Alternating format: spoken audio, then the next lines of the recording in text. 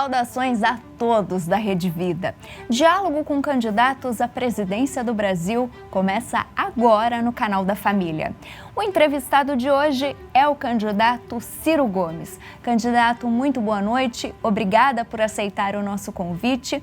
Eu começo perguntando para o senhor quais as prioridades do seu plano de governo para o país. Boa noite, Laís. Me permita cumprimentar toda a gente querida que está na Rede Vida, agradecer essa oportunidade, a emissora da família brasileira. Eu mesmo sou espectador assíduo. Quando não tenho tempo de ir à missa, eu mesmo vejo a missa na Rede Vida e para mim é uma alegria muito grande. Olha, o Brasil precisa de um novo projeto. Esse novo projeto tem que responder a questões muito graves, muito inadiáveis, todas elas. Todas elas. A segurança pública virou um desastre no Brasil, tanto do ponto de vista de concepção legal, quanto de como enfrentar o crime organizado, facções criminosas. A saúde pública é um flagelo. Você não tem ideia hoje da quantidade de brasileiros que têm espécie de diagnóstico já e que precisam de cirurgias eletivas ou de exames especializados há 2 anos, não conseguem fazer. Você imagina uma mulher com um nódulo no seio, já diagnosticado por uma mamografia, que precisa fazer a punção para saber se é benigno ou maligno, 2 anos pode ser a diferença de vida ou morte.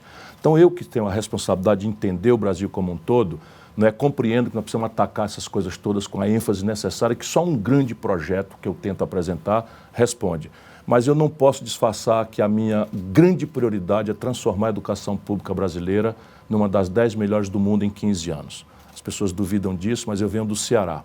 Quem quiser, por favor, procure o IDEB, que saiu ontem, e você vai ver ali que 87 das 100 melhores escolas públicas do Brasil estão no Ceará, um dos estados mais pobres do país. Se o Ceará, pobre como é, pôde fazer, graças aos professores, às prefeituras, ao governo do estado, a todo um grande mutirão, o Brasil é muito mais rico do que o Ceará e eu quero ir para a história como o presidente que revolucionou a educação. Por quê? Porque só a educação brasileira vai transformar nosso povo pobre, sofrido, desempregado, numa nação livre, soberana, democrática e capaz de enfrentar o desafio do trabalho.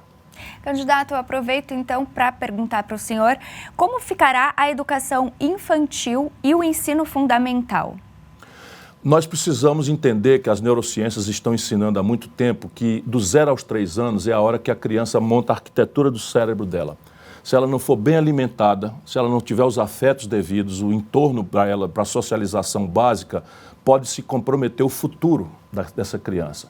Portanto, nós precisamos universalizar a creche em tempo integral pelas crianças, mas evidentemente que um país que está com 14 milhões de pessoas ou no desemprego ou no desalento e mais de 50 milhões de brasileiros na informalidade, isso dá 70 milhões de pessoas, desemprego, desalento e informalidade, as mulheres precisam, e os poucos homens que ainda chefiam famílias, embora sejam muitos num país grande como o Brasil, precisam ter um lugar onde deixar suas crianças seguras, bem alimentadas, com higiene e com a socialização devida. Alguém vai dizer isso é impossível? Eu digo não, não é. Só o que o Brasil abre mão de cobrar de imposto de produtos de luxo, Laís, na cesta básica, que as pessoas precisam saber que essa é a minha diferença dos outros candidatos. Eu não minto, eu não faço promessas que eu não posso cumprir, eu digo sempre como fazer e de onde vem o dinheiro e infelizmente sou o único. Mas só o que o Brasil abre mão de cobrar de imposto de filé mignon, salmão, queijo suíço e mais 36 produtos suntuários dá 8 bilhões de reais de PIS/COFINS por ano. Se eu voltar a cobrar isso dá para botar 1 milhão de crianças pobres em uma creche em tempo integral para filho de rico nenhum botar defeito.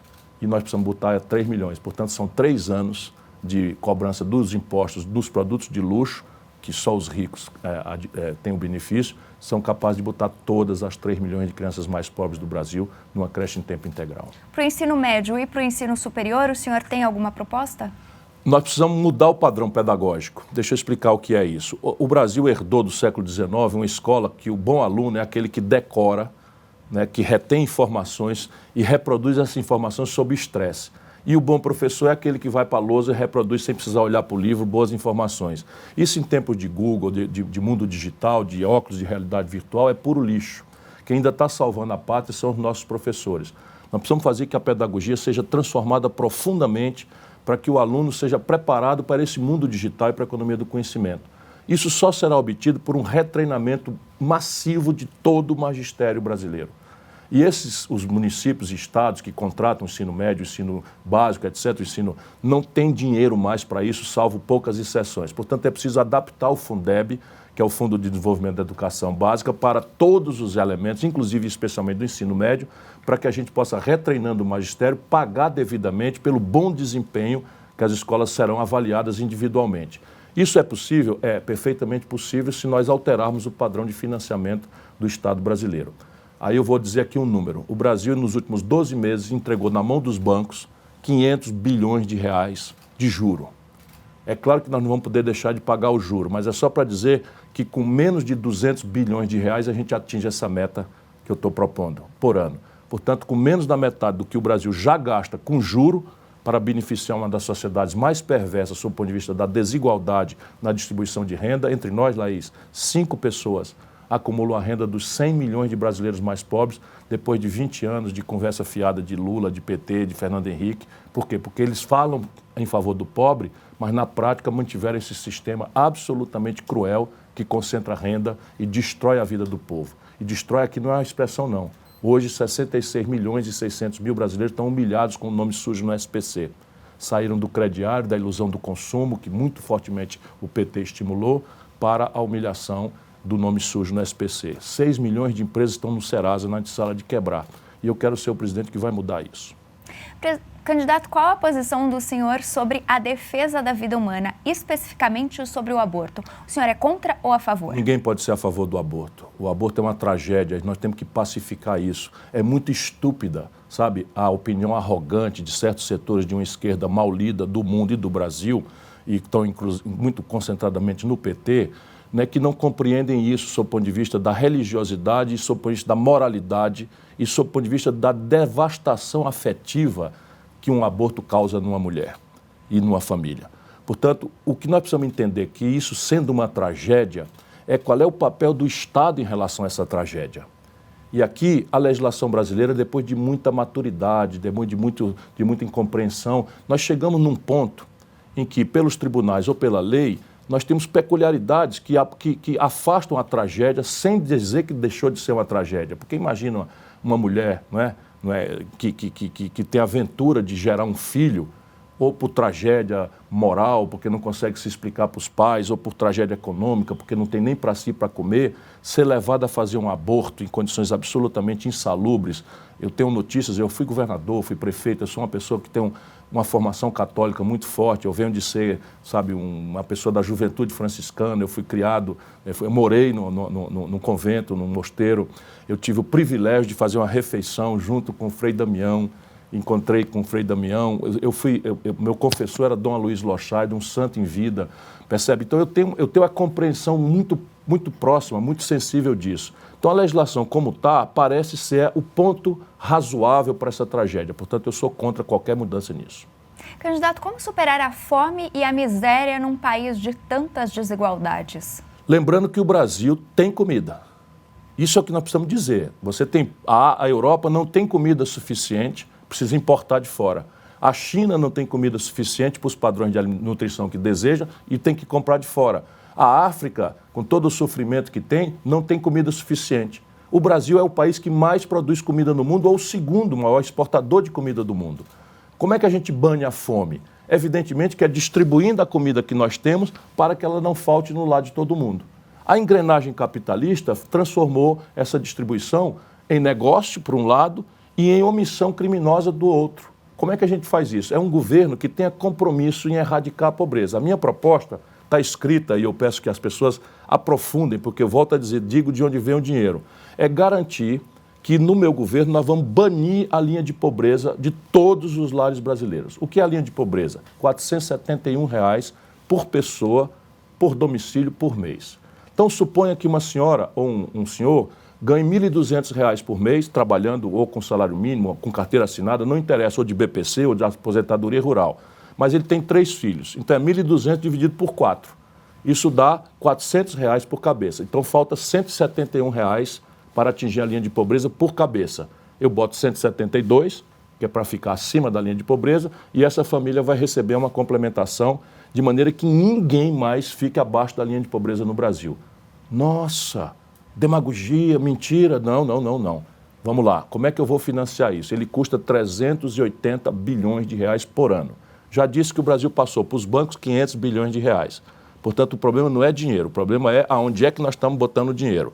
Mas como a gente ainda vai ter que continuar pagando juro, porque a gente não vai dar calote na dívida, eu preciso dizer, enquanto eu não resolvo esse problema do juro, como é que eu vou fazer para financiar isso e não ser uma promessa mentirosa de um povo que está tão machucado e sofrido por anos de demagogia e de ódio que estamos vendo agora no Brasil. É assim, juntando o BPC, juntando a aposentadoria rural, juntando o atual orçamento do Auxílio Brasil, que se chamava Bolsa Família, mais as transferências, Vale Gás, auxílio caminhoneiro, quando nós temos 300 bilhões de reais, falta 80. Falta, na verdade, 79 bilhões. Eu estou propondo criar um imposto sobre as grandes fortunas, pequeno, 0,5% apenas a 1,5%, apenas sobre os patrimônios na pessoa física, ou seja, esqueça as empresas, não vão pagar nada, mas na pessoa física, quem tiver 20 milhões de reais ou mais de fortuna, vai pagar 50 centavos a cada 100 reais de fortuna, e isso eu arrecado os 79 bilhões que falta, e aqui está como eu vou banir a fome. Porém, não basta fazer isso, nós precisamos no Brasil devolver à nossa estrutura organizacional uma política de abastecimento e preços. O que é isso? O Brasil já teve, eu não estou inventando a roda. Os europeus fazem, os americanos fazem, todo mundo sério faz, e o Brasil fazia e deixou de fazer por conta da confusão política e de corrupção que tomou conta do nosso país nos últimos 25 anos. A ideia qual é? É que o governo, quando chegar a hora da safra, o governo, pelo seguro e pelo preço mínimo, garanta que o produtor não vai ser esfolado pelo atravessador, porque ele não tem capital, ele tem que vender a coisinha dele, então vai vender todo mundo ao mesmo tempo, o preço despenca e muitas vezes o pequeno produtor, especialmente, tem prejuízo. A hora do governo entrar é garantindo preço mínimo, o que a iniciativa privada não comprar, o governo compra. Monta estoque regulador e quando houver entre safra, ou seja, uma seca, uma crise de abastecimento, uma puxada de comércio exterior, como está acontecendo agora, a inflação dos alimentos no Brasil é a maior dos últimos 30 anos. 20% é a inflação dos alimentos. Não é por nada, não houve seca, não houve nada. É porque a China entrou bombando, a Europa entrou bombando e eles estão vendendo para fora para faturar em dólar, deixando a mesa do brasileiro com fome. 125 milhões de pessoas não fizeram as 3 refeições hoje. E 33 milhões passaram fome completa, entre elas, 1 de cada 4 crianças apenas fez as 3 refeições. Isso não é cristão, sabe? Então, se eu tenho um abastecimento, eu compro, guardo, na hora que houver a entre-safra, eu vendo a um preço moderado para a população poder não ser explorada pela especulação. Qual a concepção do senhor sobre moralidade administrativa, o combate à corrupção? A corrupção é um câncer trágico por 2 razões, não é só por uma. Primeiro, ela desvia dinheiro daquilo que falta na mesa da pessoa para comer. Ela desvia o dinheiro das 6 milhões de famílias que não têm uma moradia decente, que estão enfrentando o sol, a chuva, o frio, debaixo de casebre, de papelão, de madeirite, num país que 500 bilhões de reais que paga de juro, custaria 480 bilhões de reais acabar com o déficit habitacional. E a gente não precisa gastar isso num ano só, e nem precisa gastar porque nós não vamos dar a casa, a gente vai financiar a casa. Mas eu estou só dando um número para o brasileiro, sabe, tirar o espinho do medo do futuro, não aceitar mais essa mediocridade. Então a corrupção desvia dinheiro mesmo, o dinheiro que falta para educar melhor o filho do trabalhador, mas o outro lado da corrupção talvez seja ainda mais maléfico, além de tirar o dinheiro da educação. Sabe o que está acontecendo no Brasil, Laís? 5 anos que não se atualiza o valor do por cabeça da merenda escolar. 5 anos, inflação aloprada em alimentos. E o que está acontecendo hoje? A merenda escolar, que muitas vezes é a única refeição que o filho do pobre tem, virou um quarto de ovo, bolacha e suco misturado com água dobrada, porque está simplesmente... Enquanto isso, a roubalheira no orçamento secreto, na emenda do relator, passa de 20 bilhões de reais essa verba. Eu sei bastante bem onde é que estão as distorções do Brasil. Mas o maior mal, penso eu, é fazer com que o povo brasileiro, a juventude, a mulher brasileira, pense que a política é um ambiente de pilantra, de mentiroso, de enganador. E a política não é isso. A política é a linguagem da democracia. Só a política é que define o preço das coisas, sabe, a qualidade da saúde, a qualidade da educação. E, portanto, nós precisamos combater a corrupção, seja pelo desvio de dinheiro, seja pelo péssimo exemplo que é ensinar para o povo brasileiro, para as crianças, que ser corrupto vale a pena, que a impunidade é o prêmio para o ladrão da política, como infelizmente está acontecendo. Nós estamos vendo o Bolsonaro e o Lula debatendo qual dos dois é o mais corrupto. E eu peço, examine a minha vida. Examine a minha vida. Eu já governei o Ceará, já fui prefeito de Fortaleza, fui ministro da Fazenda, comandei a economia do Brasil. Nunca respondi por um ato de corrupção. Nunca, nem para ser absolvido. E exemplo é muito melhor do que palavra. Candidato, como o senhor entende a relação entre os poderes executivo, legislativo e judiciário? Hoje eu diria que é uma verdadeira baderna. Né? O executivo, ao se omitir, permite que o judiciário invada a política, o judiciário fazendo política, se metendo em coisas da legislação. Por exemplo, a questão do aborto do anencéfalo era um assunto que nós deveríamos ter tratado pelo parlamento. O parlamento devia ter discutido isso, ouvido as igrejas, ouvido os materialistas, ouvido as esquerdinhas do PT. Todo mundo devia ter o direito de opinar e, no fim, a gente, como um país democrático, decidir o que fazer diante da tragédia da Zika ter provocado gravidez, que provocou anencefalia. Para muitos de nós cristãos, isso é uma tragédia, porque nós não teríamos o direito de dispor da vida, que é um bem que Deus nos deu e que nós não deveríamos dispor dela. Estamos no Setembro Amarelo, prevenir o suicídio, a depressão hoje também estão em recorde no Brasil, porque a informalidade levou nosso povo a trabalhar de sol a sol, sem o descanso remunerado, sem férias, sem 13º, sem licença maternidade, e acha-se que isso é uma coisa que possa fazer um país prosperar. Pois bem, não é o Congresso que decide, é o CNJ. Ou o Supremo Tribunal Federal. Eu estou me propondo a ser o chefe de Estado que vai devolver cada poder à sua respectiva caixinha. Eu falei isso em 2018, que eu já estava dizendo, a solução para a tragédia do PT não é cair na mentira do Bolsonaro, é a gente tentar outro caminho. Infelizmente não foi ouvido, o Brasil está pagando um preço amargo. Nós somos 3% da população do mundo, morreram no Brasil 11% das pessoas que morreram de Covid-19 por conta do desastre político que aconteceu. Está acontecendo de novo. Pelo amor de Deus, eu tenho pedido que Deus ilumine a sociedade brasileira. Sabe que Deus me deu o dom de tocar o coração das pessoas, porque a ciência da insanidade é você repetir as mesmas coisas e esperar resultado diferente. Sabe, votar em massa no Bolsonaro para protestar contra a corrupção do Lula e do PT. E agora, decepcionado com o Bolsonaro, voltar o Lula e o PT é ensinar para a população que roubar vale a pena. Candidato, como acolher e entender a palavra do Papa Francisco sobre a casa comum e a defesa do meio ambiente? Os 3 T's: terra, teto e trabalho. O Papa Francisco tem me comovido e tem renovado em mim a minha fé e a minha denominação católica. É extraordinário. Nós temos tido grandes papas, não é? O Papa João Paulo II fez história para a humanidade e agora o Papa Francisco toca em pontos que são cruciais para a humanidade. Hoje, ser feliz é uma tragédia. Ser feliz é um grande equívoco, se realiza no consumo. Eu estou dizendo todo dia para um garoto da periferia que ele, para ser feliz, ele tem que comprar o bom, bonito e barato. É o consumismo mais desbragado e eu produzo uma geração de frustrados, de revoltados, porque as pessoas não têm renda para pagar, sabe, esse sonho de consumo que a televisão compre todo dia nos faz. E, de outra forma, esse padrão de consumo, ele está matando o planeta. Porque a ideia de consumo hoje, o símbolo é cada cidadão possuir um carro individual consumindo combustível fóssil. Se a China repetir esse padrão norte-americano, os Estados Unidos já tem 2 carros para cada 3 habitantes. Se a China, com 1 bilhão e 300 milhões de habitantes, repetir como está indo para repetir, só nisso o planeta Terra morre. As mudanças climáticas são verdadeiras. Eu viajo o Brasil inteiro, a gente decola do Amapá para Goiás, está tudo coberto de fumaça, de queimada, enfim, por essa forma errada de viver tudo que há para viver aqui e agora e tal. E o que é que o Papa Francisco está desafiando? A nós, tomadores de decisão, que nós achemos o ponto de equilíbrio entre preservação e oportunidade de trabalho e renda. E se tem um país no mundo, eu digo isso porque conheço o Brasil com uma palma da minha mão, se tem um país no mundo onde nós podemos dar exemplo de como fazer, preservar e dar oportunidade para o nosso povo produzir e trabalhar, é o Brasil. Como? Zoneamento econômico e ecológico. Vamos pegar o nosso território e fazer com a base da ciência que está acumulada nas universidades. Na Amazônia você tem o Emílio Gueldi, tem o INPA, tem as universidades. Não fazer uma coisa de cima para baixo, ouvir as pessoas que estão ali e que foram chamadas para povoar a Amazônia muitas vezes. Não é? E a forma de dar o título da terra era ele provar que desmatou.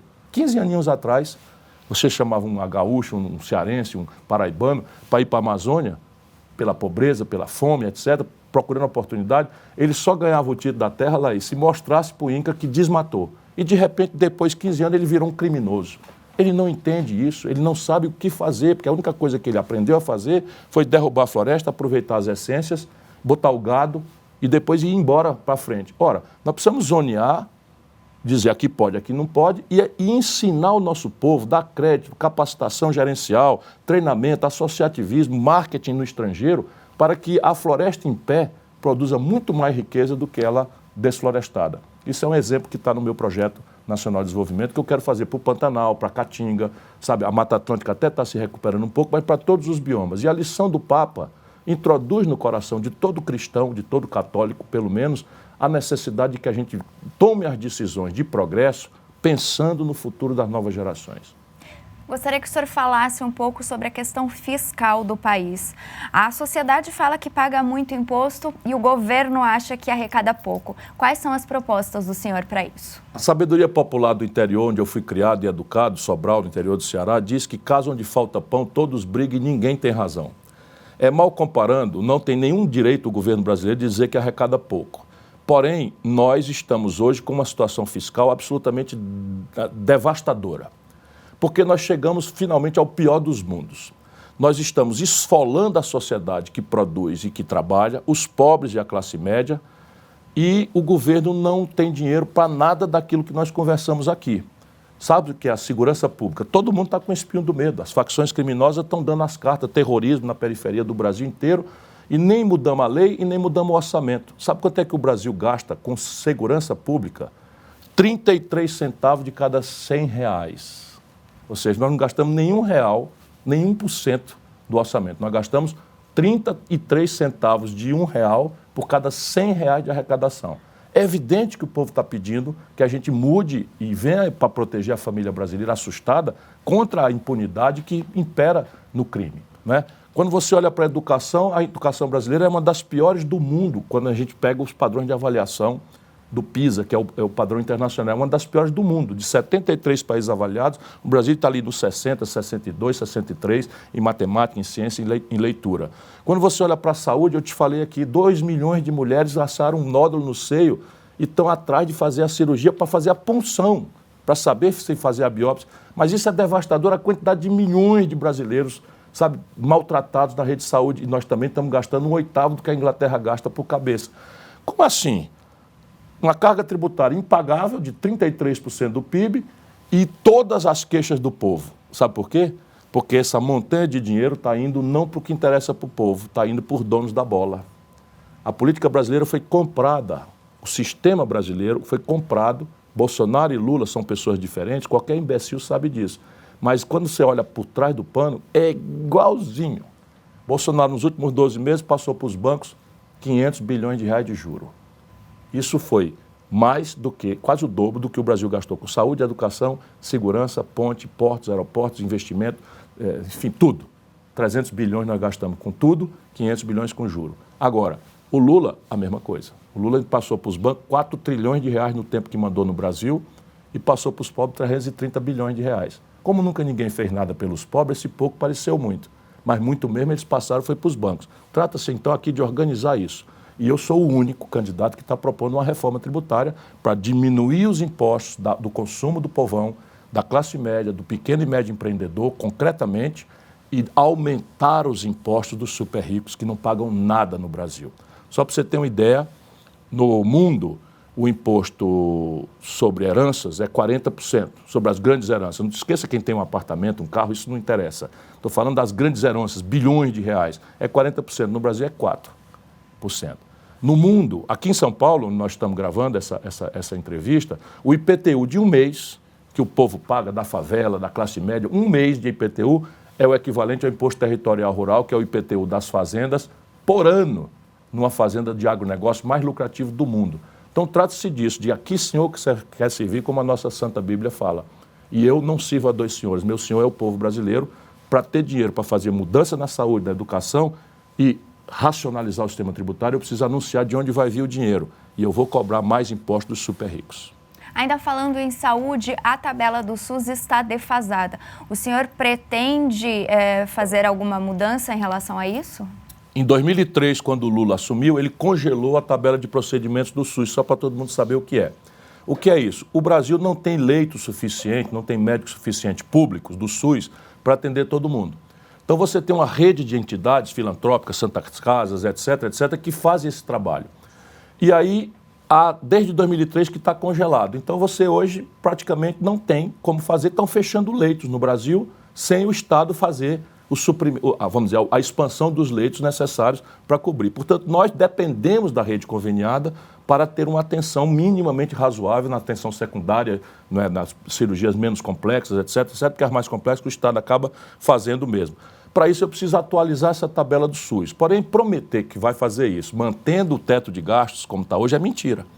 Tem gente prometendo isso. Eu não faço isso porque eu não quero enganar o povo brasileiro. Eu só quero ser presidente se for para sair pela porta da frente, como eu saí, governador mais popular, prefeito de capital mais popular, não é porque eu fiz milagre, é porque eu nunca menti para as pessoas. Então, se eu conseguir, como eu vou para fazer, revogar o teto de gastos, eu vou gradualmente atualizar a tabela do SUS. Porém, honestidade radical, eu não vou fazer isso para todo mundo.